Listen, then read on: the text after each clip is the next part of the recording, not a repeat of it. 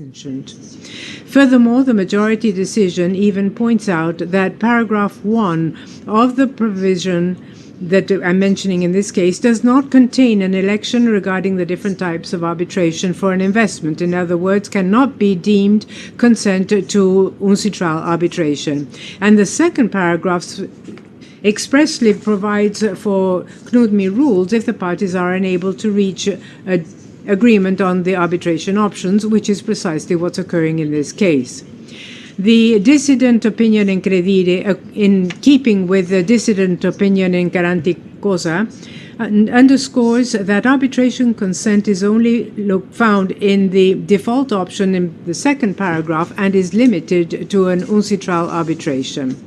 Now, all these interesting discussions having to do with a clause that is analyzed in Duquesa and Credire are absolutely irrelevant to this case, where the dispute resolution clause has different language and a different structure. It is absolutely different. Therefore, it is impossible to argue that there exists to uncitral arbitration consent in paragraphs 1 or even paragraph 2 of Article 13 of the treaty. Regarding the Venezuela-US versus Venezuela case, that case has nothing to do with our case because the dispute settlement clause is quite different and has a stepped structure identifying different arbitration fora: ICSID, complementary mechanism, uncitral. Furthermore, the tribunal unanimously decided that they didn't have jurisdiction according to the uncitral rules. Therefore, the majority resorted to the MFN clause of the treaty to import the state's consent to arbitration. Nonetheless, here the claimant says that what we are saying is false, furthermore distorting the text of the treaty in a footnote of its rejoinder. On the screen, you have the dispute settlement resolution of the treaty in question in Venezuela-US. Let us see what claimant says. According to claimant, the clause in the treaty does not refer to any arbitration forum in particular and simply underscores the last paragraph of the provision that anticipates unconditional consent of the contracting parties to international arbitration. But what the claimant does not say is that that same paragraph refers to paragraph 1 of the same article. Now, if one goes to read Article 1 of that article, there we can see that it does mention the ICSID arbitration. So clearly what we are saying is not false, as claimant alleges. The stepped clause of the treaty provides for a specific arbitral forum for each moment in time. Another point to be analyzed, and where there are differences between the parties, is the matter having to do with burden and the standard of proof. The claimant confuses the concepts of burden of proof and evidentiary standard, even accuses the claimant, the respondent, of distorting the opinion of Professor Paul, when clearly what the respondent said is that Professor Pauling coincides that the claimant is who has the burden of proof. The respondent should lead the arguments of the claimant, of the respondent, before accusing so seriously and without grounds. Obviously, the parties don't agree on the standard of proof to be applied, but that is quite different and should not be confused with who carries the burden of proof. The Republic alleges that in this case, the claimant has not complied with the burden of proof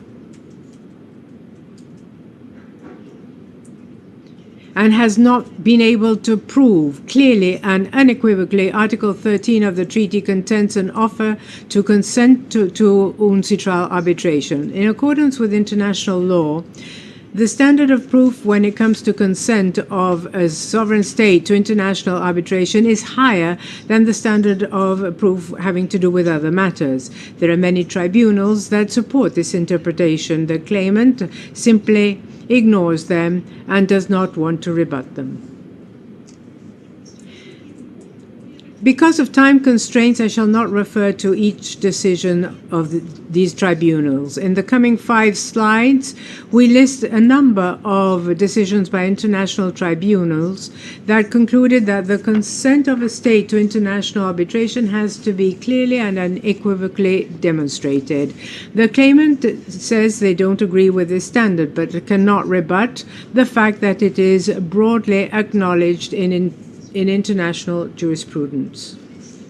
Members of the tribunal, all I can do is reach the conclusion that if the text of Article 13 of the treaty were to say what the claimant would like it to say, the claimant would not have changed its arguments throughout the different pleadings presented in this case.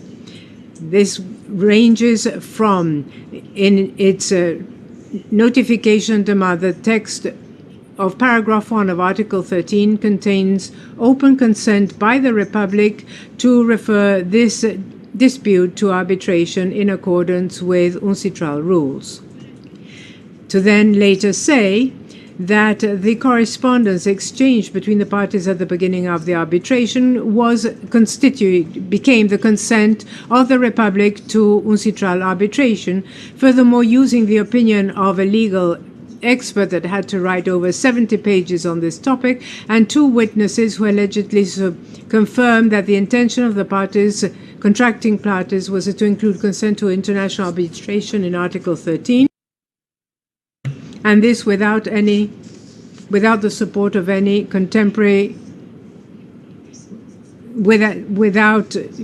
documents, but just resorting to his memory 20 years after signing the treaty, and then decide that the consent to UNCITRAL arbitration was embedded in Article 13, and lastly decided to say that Article 13 includes UNCITRAL arbitration by default, using for this a comma in the text, as if the comma, members of the tribunal, had a secret code with those words that only they can decipher.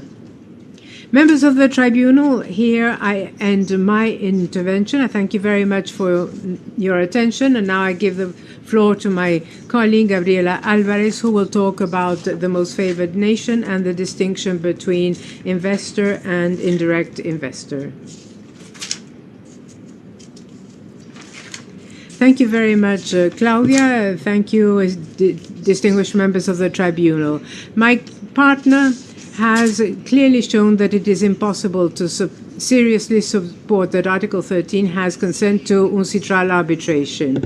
So, implicitly recognizing that the text of Article 13 of the treaty does not contain the Republic's consent to UNCITRAL arbitration, the claimant desperately resorts, and as last resort actually, to the most favored nation clause in the treaty that is found in Article 3.2 to attempt to save their case. The claimant and their expert resort to the MFN clause, adopting positions that are not very clear and are actually contradictory.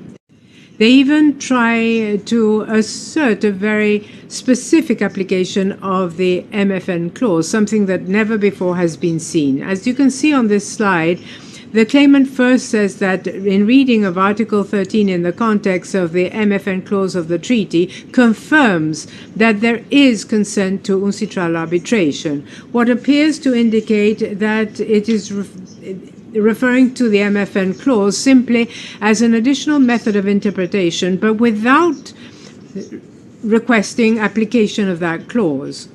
The claimant is probably not very certain with this assertion, which is the same adopted by their expert. And in the next paragraph, they say that by operation of the MFN clause, the investor can unilaterally invoke all the clauses for the settlement of disputes of all treaties of the Republic that are in force that do contain consent to UNCITRAL arbitration. So the claimant here wants a substantive application of the MFN clause to benefit from those 11 treaties, 11 signed by the Republic. And then it goes to the magical conclusion that thanks to Article 13, in conjunction with Article 3, that is, with the MFN clause of the treaty, and all other 11 treaties in force for the Dominican Republic, there is no doubt that there is a consent to unilateral arbitration for the Dominican Republic. As simple as that. This is supported by the expert of the claimant, and that is the same approach followed in the reply memorial, as can be seen in this slide. At the same time, the claimant accused the DR in the sense that it was not correct to invoke the MFM clause to establish a consent to unilateral arbitration. But in reality, since they do not believe in their argument for the confirmation of this consent, when they state that this clause allows them to invoke a consent to arbitration under UNCITRAL rules for the treaties that are in force for the Republic, the claimant is doing this at the same time that it is denying that it is doing it. It's a contradiction.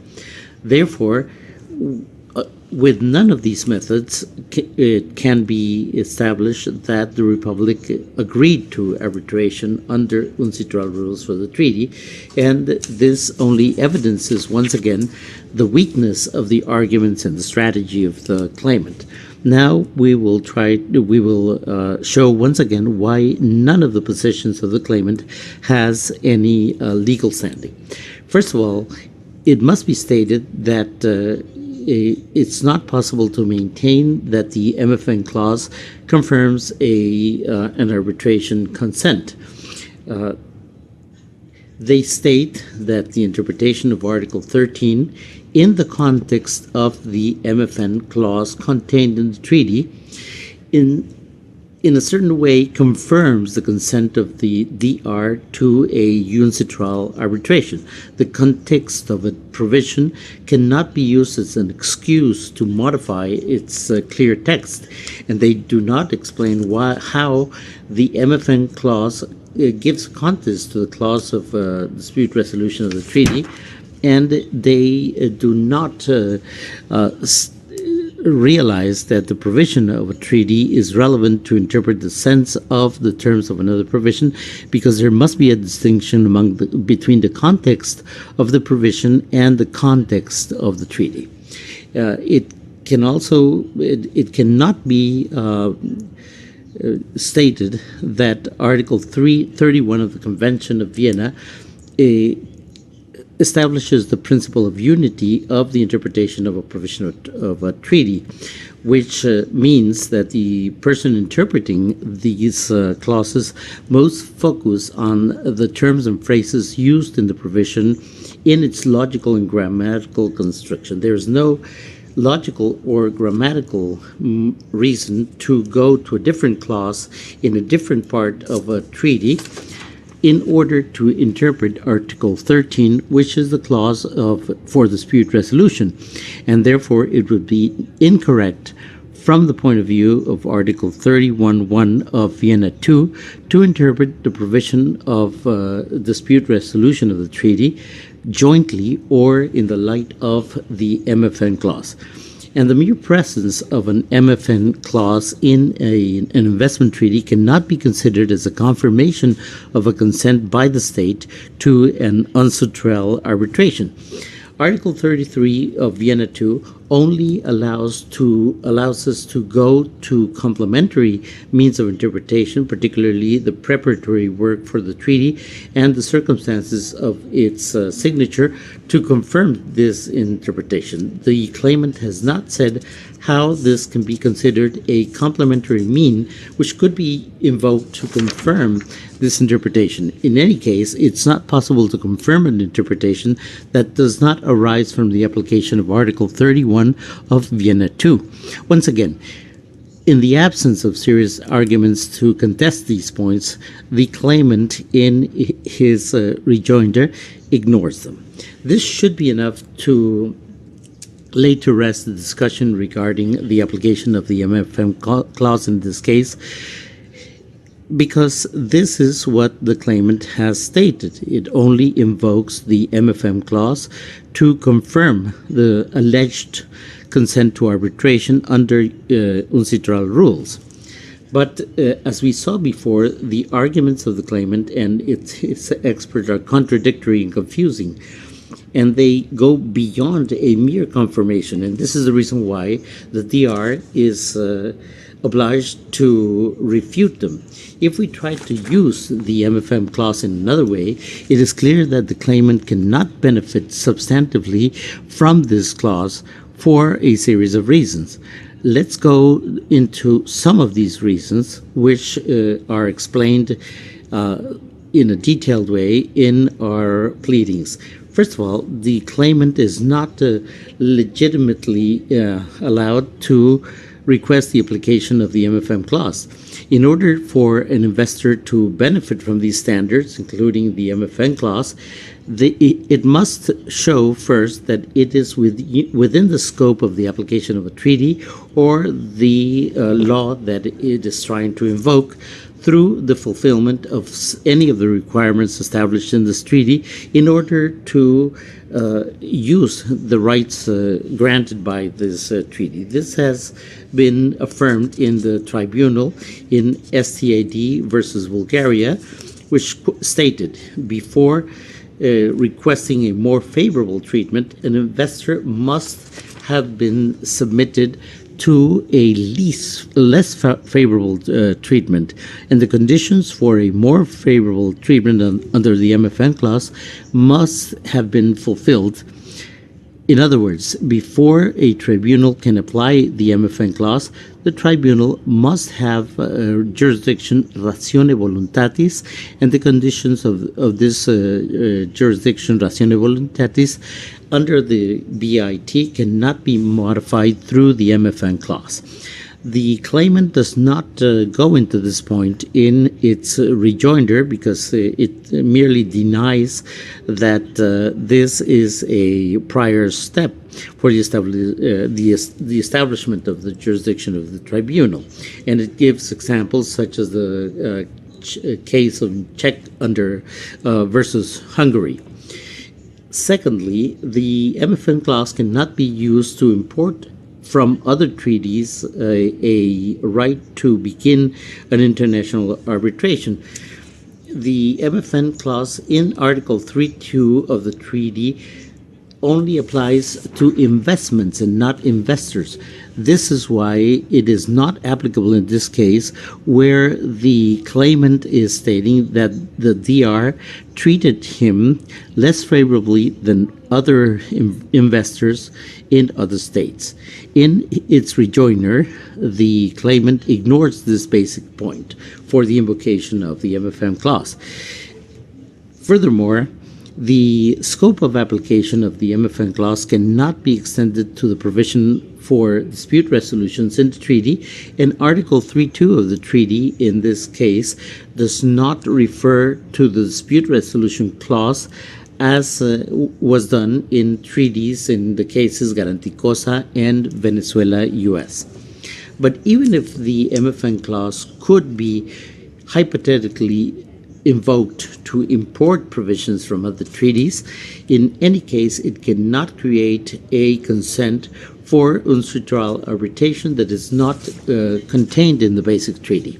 The claimant and his expert state that there's nothing against a state expressing the consent to arbitration through an MFN clause.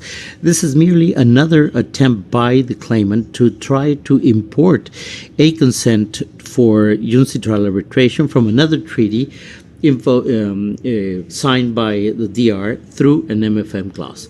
The consent to UNCITRAL arbitration cannot be created under the MFN clause contained in Article 3.2 of the treaty, because this lack of consent cannot be resolved through the invocation of an MFN clause. Arbitration tribunals have rejected in many cases the attempts to import the consent to arbitration through an MFN clause. For example, in Hochschiff versus Argentina, The tribunal said that this clause cannot provide for the right to submit the issue to arbitration if the BIT does not foresee this mechanism. This was reiterated in the tribunal in Iran versus Austria. If the BIT does not foresee this investor-state arbitration, there is no offer of arbitration, and therefore there's no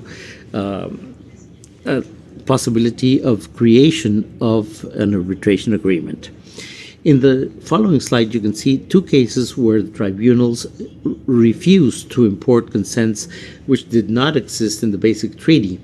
And they even referred to the rule ejusdem generis, and they explained that this is an external limit for any MFN clause.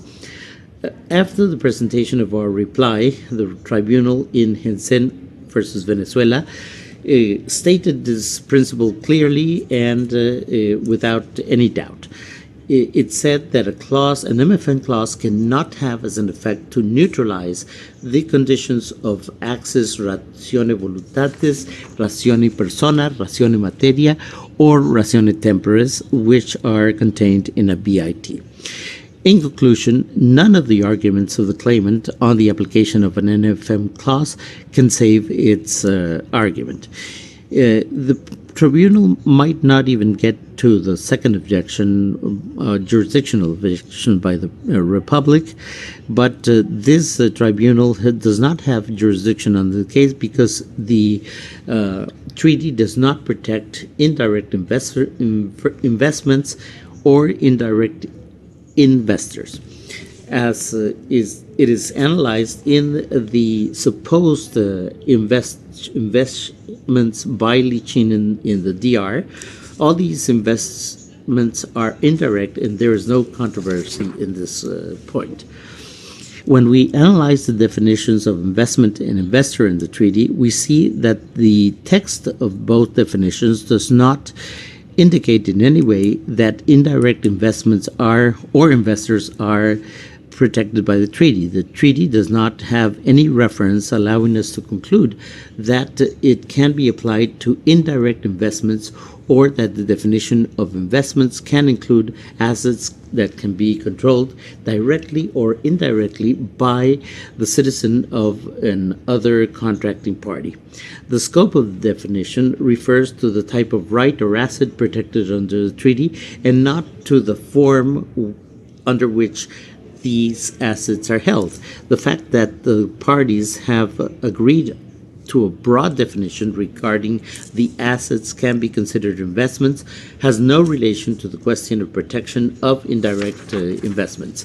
In the definition of investor, there is no legal person that can be, there's no reference to legal persons can own or control directly or indirectly an investor of a contracting party. Therefore, in view of the absence of any specific text in the treaty regarding the protection of indirect investors and investments, the current interpretation of this instrument must be that it applies only to investors that have done an investment in the DR as compared to those that have done it indirectly. This absence of this text in the treaty leads us to this conclusion. Therefore, the allegation of the claimant in its rejoinder that the position of the DR ignores the text of the treaty is surprising, to be diplomatic about it. What is important for the claimant is the text where there are other examples of investments subscribed by the DR where there is a reference to indirect investments and investors. In the following slide, we see the text of CAFTA in the treaties done by the DR with Finland and France, which expressly refer to the protection of indirect investments. That shows the intention of the DR of protecting indirect investments. The same occurs regarding the protection of indirect investors, because other treaties, such as those between the DR and Ecuador and Panama, among other states, included the protection of indirect investments in the definitions of national and investor. This was also foreseen in the definitions of investor and companies in the treaties signed by the DR with Switzerland, Chile, and France. Even though the claimant considers that these other treaties signed by the DR are irrelevant and insignificant, there are many treaties that have this type of language, and there are many tribunals that have taken into consideration the comparative practice of investments between the states in order to analyze the provisions of a treaty. For example, in the case of Flama versus Bulgaria, the tribunal said that it is true that the treaties among one of the contracting parties and third parties can be taken into account in order to clarify the meaning of the text of the treaty at the moment of its signature. The relevance of this comparative practice was also stressed by the tribunal in Berkshire versus Russia, as you can see in the quote that you have on your screens. The language of other treaties signed by the DR where we are expressly referring to indirect investments and investors show that when the DR has wanted to provide protection to indirect investors and investments, it has done so expressly. It is not a sterile point invented by Curtis, as the claimant states. It's a legal analysis that other tribunals have made to provide for a correct interpretation of a treaty. The position of the DR is that it is necessary to assign a meaning and distinguish between those treaties that protect indirect investments expressly and also indirect investors and those that do not provide for such protection. This distinguishment has been stated in the tribunal in Berkshire versus Russia, as you can see on the screen. In the doctrine, it has also been stated that there is a distinction between those treaties that protect expressly indirect investments and investors and those that do not mention this issue. Zachary Douglas has written on this matter, and he stated that investment treaties generally allow the claimant to exert control over its direct investment or indirect investments, or they are silent on this matter. The principle of verba aliquid operati debent requires us to give effect to the broad terms direct or indirect in such a way that treaties that have this clause can be distinguished from the treaties that do not have this clause. The reference to a direct and indirect control is extensive to the jurisdiction ratione personae of a tribunal, exerting an indirect control over investment with or without the regards to the nationality of the claimant. On the contrary, a great number of treaties do not contain a provision of this nature, and there must be a limitation on the jurisdiction ratione personae of the tribunal. The claimant must exert an effective control over the investment. Other writers have also written in the same sense. For example, Subedi indicates that the inclusion of indirectly controlled investments in the definition of investment provides for the protection of the BIT for a number of companies, holding companies, which are intermediary, which was not what was intended by the receiving state. Bergenter, when commenting on the CETA agreement between the European Union and Canada, emphasized that the notion of the canalization of investment could be covered by international agreements of the European Union, and therefore this notion is also covered by the scope of application of the treaty. All these authors perceive the difference between those treaties that protect indirect investments and investors expressly and those that do not offer this type of protection. What is the legal and analytical reply of the claimant in its rejoinder? There's a list of persons that do not agree with Curtis, and he adds a series of adjectives which go beyond the scope of the legal arguments and professional decorum. The fact of the matter is that the DR and the Curtis lawyers are in good company when it comes to arguments regarding our objection to investment and investor of an indirect type. We invite the members of the tribunal to go to this legal analysis and use this legal analysis instead of going into adjectives that do not apply in the framework of an international arbitration. The position of the DR is consistent with the treaty because the shareholders of a company cannot claim damages suffered by the company where they have shares. This general principle has not been derogated by the treaty, and therefore it must be respected under the principle according to which every international convention must be considered as referring tacitly to international law in all matters that are not resolved expressly in a different way. This means that according to the interpretation of the terms investment and investor, in the absence of an express wording to the contrary, these terms must be interpreted as used in the meaning assigned by international law. These textual references in the treaty support the position that the intention of the treaty was to protect only direct investors and investments. For example, Article 2A provides that the treaty only admits and promotes investments made within its territory by investors of the other party.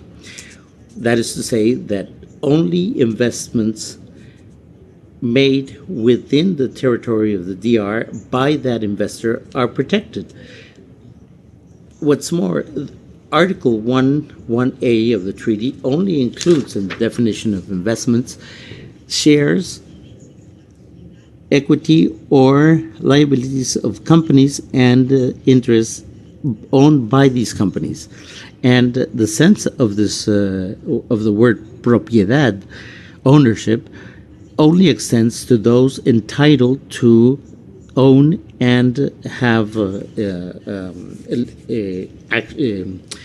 and in other words, direct shareholders of La Jun. This makes it clear that investments protected by those clauses are only those made by the investors of the counterparty in the territory of the receiving state. This confirms why it is not necessary to include the word direct in this clause, but it is indispensable to cover indirect investments, because otherwise it would broaden the scope of the treaty in an unjustified way. There are also political reasons or reasons of public policy that justify that only indirect investments and investors should be protected by the treaty. The claimant established a corporate structure of this type because it didn't want to have a direct holding in the investment. The claimant had the benefit of having two levels of companies under its control, and therefore they can not allege that we should ignore this corporate structure and try to provide protection to these companies as if they were owned directly. And also the claimant says that the control of these investments is held by Mr. Lishin and not by the intermediary companies, which is irrelevant in order to determine whether he or she is an investor protected by the treaty. The treaty does not provide for control over investments as a requisite, as a prerequisite to acquire the quality of investor protected under the treaty. The fact that Mr. Lichin has control, supposedly, does not allow us to ignore the fact that the treaty only protects direct investors.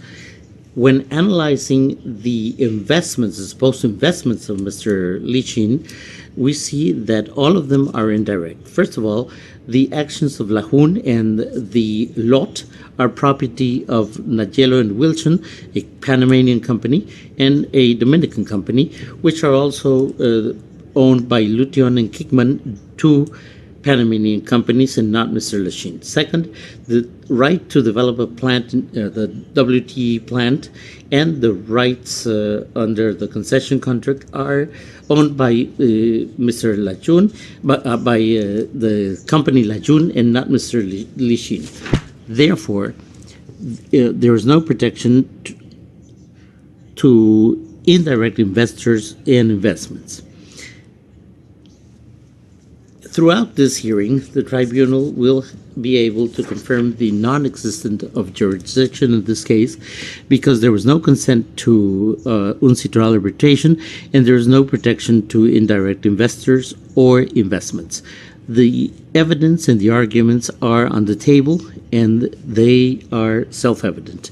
Unfortunately, the claimant has insisted in trying to find something to save its case, and we will have to spend a lot of time in interrogating a witness and an expert, the testimony of which is completely completely without any value as evidence. We should apply the principles of international law to reach the conclusion that there is no jurisdiction. For this reason, this case should not have been initiated, and we respectively request the tribunal to condemn the claimant to pay all costs of the procedure, including the fees of the DR counsel. Thank you very much. This concludes the opening statement by the respondent. And it may revert back to Dr. Frutos Peterson. In your presentation, and I'm thinking of slides 10 and 11 of your PowerPoint, you were referring to specifically that consent is required in relation to uncitral rules. And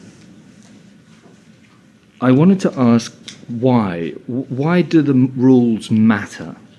And maybe there's a presumption in my question which I should disclose. If the presumption in the question is that the first paragraph does establish some kind of consent to arbitration, which my understanding is you're not conceding that point.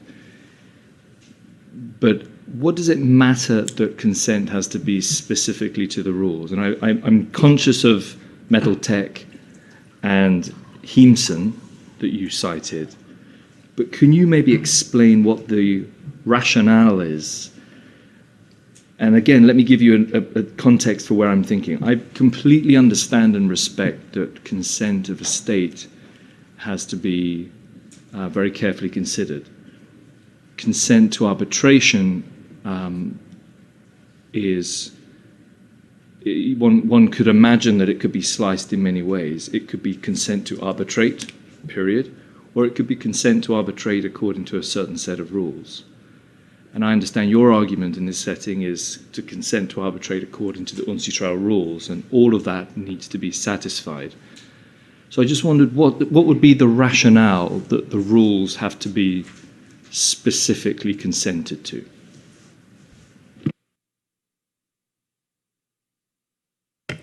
Gracias por la pregunta.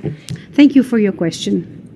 As we said in our memorials, our pleadings, and in this oral presentation, the parties must identify the forum. It's indispensable. In our oral presentation, we saw that the first part of paragraph 1 of Article 13 does not specify the forum. What it is specified there is an option. Options that can be used: national courts, national arbitration, or international arbitration. But there is no specification as to the forum. If that is not specified, then we have to assume that we have to say that somebody has the option to take the issue somewhere. And if the party has the option to do that, then that you have to specify the alternatives. All of us know the way in which these bilateral treatments have been drafted, and they refer to three options: exit, complementary mechanism, UNCITRAL, CONUMDI, UNCITRAL. Each of them, with their rules, have their requirements for consent. And here we exclusively refer to the UNCITRAL rules because claimant is trying to add words to the text just because the word UNCITRAL is in the last part of paragraph 2. We know that when we go to UNCITRAL rules, Article 1 is essential because Article 1, as all the other regulations do, invoke the need for consent. And that's just in the UNCITRAL regulations. But if we go to the exit, we know that not because you invoke or write the exit convention, that's it, and the tribunal has jurisdiction. Exit's jurisdiction is determined by Article 25 of the convention.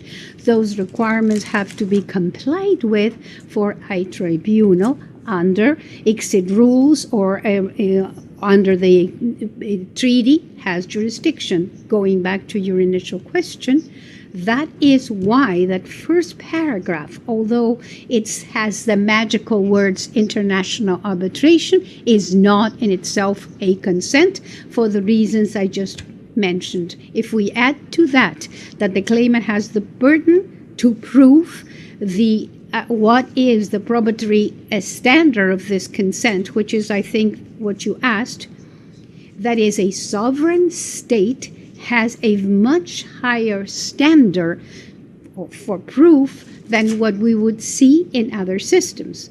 For example, international commercial arbitration. We have a sovereign state.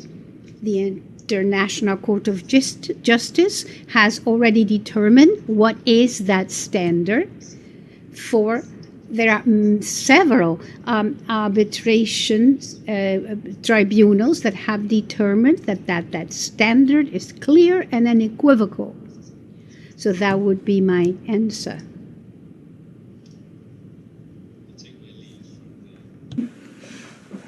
The second chair. That takes me to my second question. What is the law applicable regarding the standard of proof? The law? Yes. What law applies? International law, the law of the seat. What law applies? What law should we apply to determine the standard of proof? Estamos ante el derecho internacional público. It is public international law, And the applicable standard is international law, as cited by the International Court of Justice, and many international tribunals have cited that. It is clear and unequivocal. Only a couple of other questions, and rest assured I will be grilling Mr. Lorenzo with my questions as well. Thank you. Unless I missed it, I didn't hear a reference to Article 13.3, and this is a point that the claimant has made, and I will do a bad job at trying to project what claimant is arguing, but with the diplomatic protection, as I understand claimant's position, it seems to follow as a consequence of paragraphs 1 and 2 that diplomatic protection in the event of an investor having consented to arbitrate presupposes that consent has been given on a preceding basis. And so, as I understand claimant's argument, they are saying that if it were that paragraphs 1 and 2 required the state to consent under paragraph 2, then paragraph 3 would not kick in the way that claimant says it does. And I just wondered if you had a reaction to how the Dominican Republic sees paragraph 3. Claro que tenemos una reacción y está también We do have a reaction, and we have it in our memorials. I don't have the complete text, but in our memorials, we rebutted that argument of claimant. We first, because that is a provision that is not relevant for consent, for the state's consent. What you see in paragraph 3, and I don't have it here, we're trying to find it. That paragraph, as I remember, mentions diplomatic protection of the states. And that makes full sense. It's a rule applied to international arbitration in public law, because once the investor and the state consented to international arbitration, the investor cannot go back to his own state and ask for international protection when the state has already given consent to submit the dispute to international arbitration. And let me say that that's a general rule of law. And even in ICSID, it is included. Why? Because we are talking about the consents of a sovereign state. And there's another point that I'd like to make. I know claimant emphasizes that paragraph to support its argument on the second paragraph, the first introductory phase, saying it's the same because arbitration is there, it will have begun. That's the proof that there was consent. That's what claimant argues. But that is wrong, because the essence of paragraph 3, as I said, is different. It's for a different thing altogether. And secondly, I am going to bring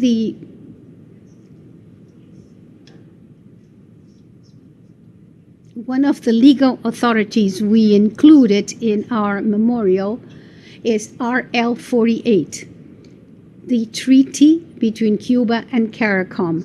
And as we said, that treaty, before you go to the RL 48, we've been talking about this with Professor Cohen this morning. I would like to clarify the question that my co-arbiter just posed, and you can correct me if this is wrong. The fact that paragraph 3 of the same article says when the investor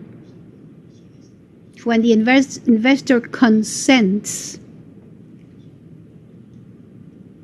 that does not mean, and explain why you do not understand it as such, that nothing needs to be said about the state because we understand the other two paragraphs, the state gave consent. I think that is within the context of diplomatic protection. That is what is being said. When the investor consents to international arbitration, the corollary to that is that the state, his state, cannot protect him. So it's an indication for the investor that he cannot play in two places. They go to international arbitration when the requirements have been met for the procedure to be enforced. So go back and say to his own state, you know what? I also want you to intervene for me. And that's not academic, because at some point while I was at the exit, I had examples of dealing with an arbitration where the state was intervening. So it's not just academic, and it's just not just a question of consent, which I think my colleague wanted to say.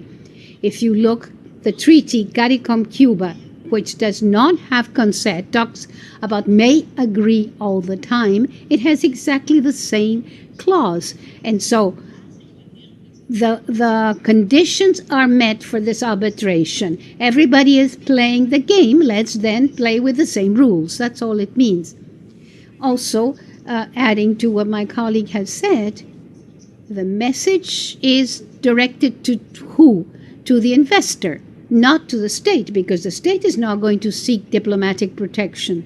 But what I wanted to mention, which my colleague mentioned, is RL 48, CARICOM Cuba Treaty,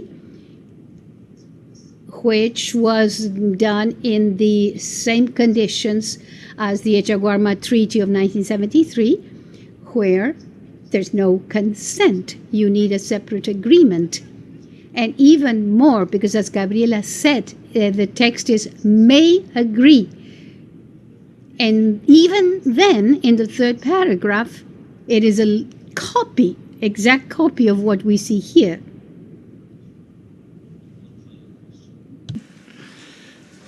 By now. Yes, thank you very much for that condition. And it goes back, I'm afraid, to this or in the first paragraph. As and it's maybe more a question to better understand your argument, not necessarily to challenge it, but to try to better understand it. As I understand your argument, the three references there you say will apply equally. And then if I understood your argument, and this is around, I think, slide 21 of your presentation, you refer to the word shall and the interpretation of the word shall in the context of does that first paragraph establish consent in and of itself. And as I understood your argument, your distinction was that one does not have to read shall in a way that obliges certain conduct. And that's what I was a little confused by. Because shall submit to any of those options, I don't know that you would exclusively have to interpret that as obliging someone, and that it is simply activating a consent of the state.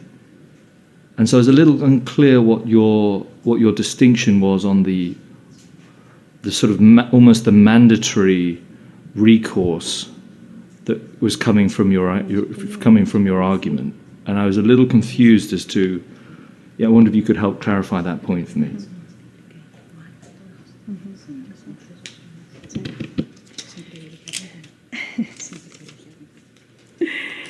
Me da pena que lo haya dejado con esa duda. Pero I'm sorry I left you with that doubt. I thought I'd been clear when I said that is not in that part of the article paragraph 1 at the end, it's not applied in the same way because we have 3 options. I know we still have to answer this question, the question that the President posed, and we will go back to that. But I think that your concern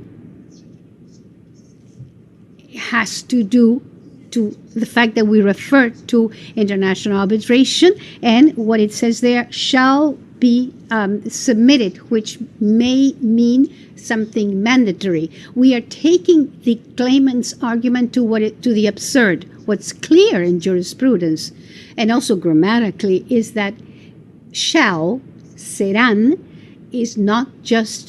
does not mean mandatory. It also has the connotation of something that may happen in the future. That is our position. If there are no more questions, the tribunal thinks that the suggestion made by claimant after we had our pause seems to be sensible. We should now have an hour for lunch or rest or whatever, and we meet again in an hour. It will be 1:17 p.m. We do not have any problem with that. Have a good lunch.